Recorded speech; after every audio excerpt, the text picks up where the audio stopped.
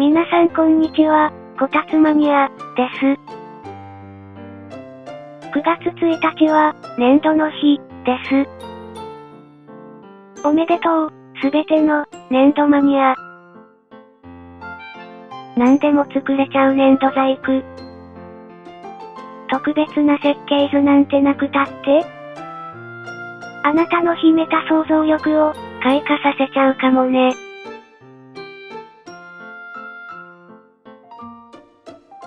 そんな、粘土を、ノマドスカルプトでこねこね。レッツラゴー。今回もノマドスカルプトは使いこなせていませんが、どうぞ温かい目でご覧くださいませ。今回もドラッグツールやチューブツールを使い、作業を進めていきますよ。各ツールの使い方は、以前の動画、タイトル、クラブ、をどうぞご視聴くださいませ。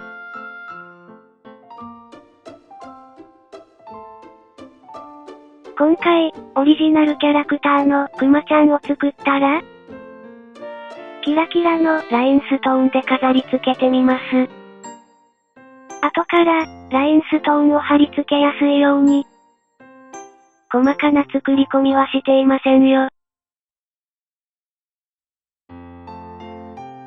そして、色分けする目安として、簡単に、ペイントツールで下書きをしておきます。それぞれのパーツも、分割状態の方が、ラインストーンを貼り付けする作業が、しやすいですよ。さてさて。かわいい、かわいい。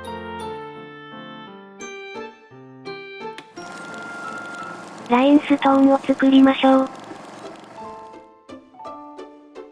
シーンを選択して、追加をタップ。円柱をタップして選択します。上部オレンジ色のポイントをタップしたままドラッグ。天井を小さくします。お好みで。緑色のポイントをタップしたままドラッグ。高さを変更します。これもお好みです。上部ツールバーの序算 X をタップ。数値は6を入力して OK をタップします。着色してみましょう。上部ツールバー、ストロークペイントをタップ。お好みの色を選んで、粗さとメタリックを調節します。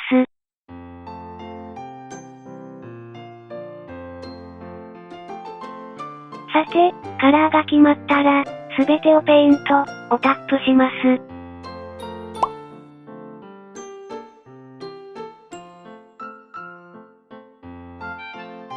それでは、球体のオブジェクトに貼り付けてみましょう。例えば、上部ツールバーから、ミラーをタップ。次に、シーンから、追加をタップ。リピーターの、曲線をタップして選択します。シーンを確認してみると、曲線とラインストーンが紐付けされています。もし、画面内を大きく移動させたい場合には、曲線とラインストーンがずれてしまわないように、必ずシーンから曲線をチェックして移動させましょう。ギズモツールを選択してオブジェクトをタップ。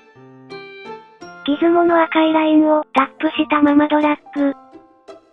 90度回転させます。次に、チューブツールを選択。シーンを呼び出して、曲線をチェックします。上部のスナップオン、B、スプラインをオフにします。オブジェクトをつなぐポイントをタップしたままドラッグ。自動的に球体に貼り付いてくれます。ライン上をタップすると、ポイントを増やせますので、カーブが作れるようになります。上部ツールバーの数を左右にドラッグすると、ラインストーンの数を増減できます。また、大きさを変えたいときには、オレンジ色のポイントをタップしたままドラッグします。ポイントを増やして、ラインを伸ばしていきましょう。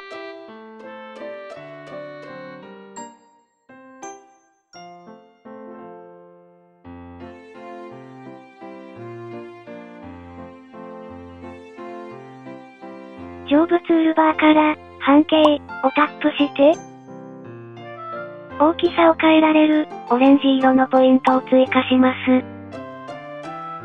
それをドラッグして変化をつけてみます。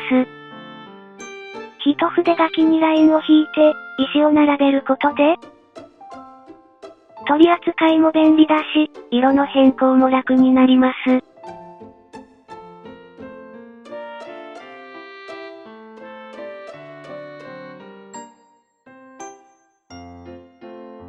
それではいよいよ、くまちゃんをデコレーション。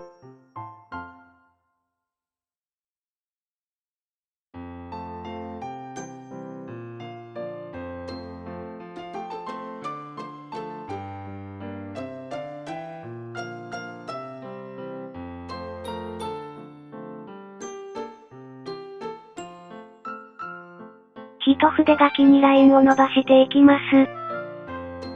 途中、オブジェクトの角度が変わってしまいました。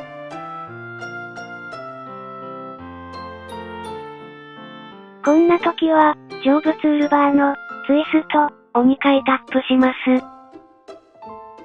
しくピンクのポイントが追加されました。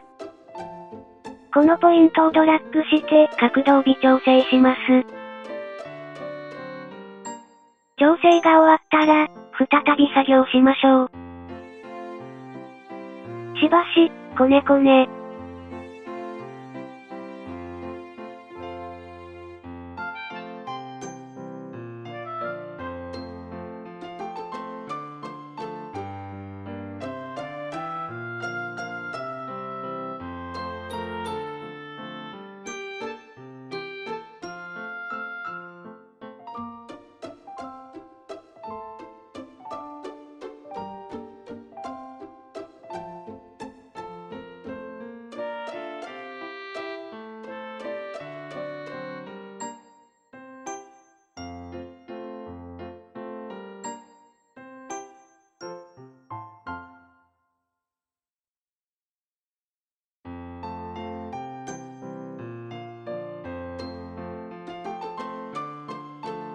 さて、作業途中ですが、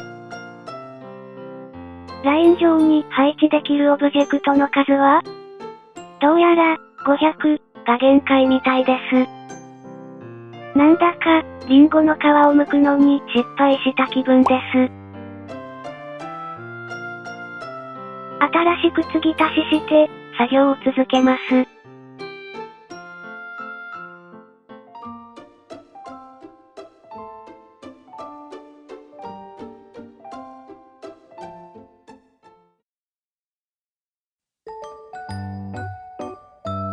ほんのひと手間加えることで、輝きを増します。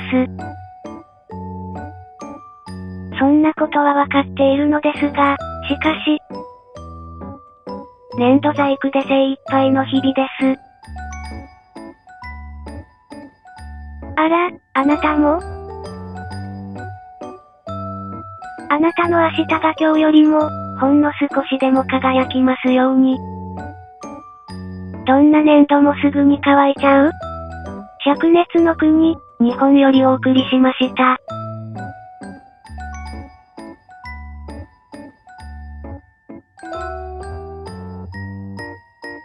お粗末様でした。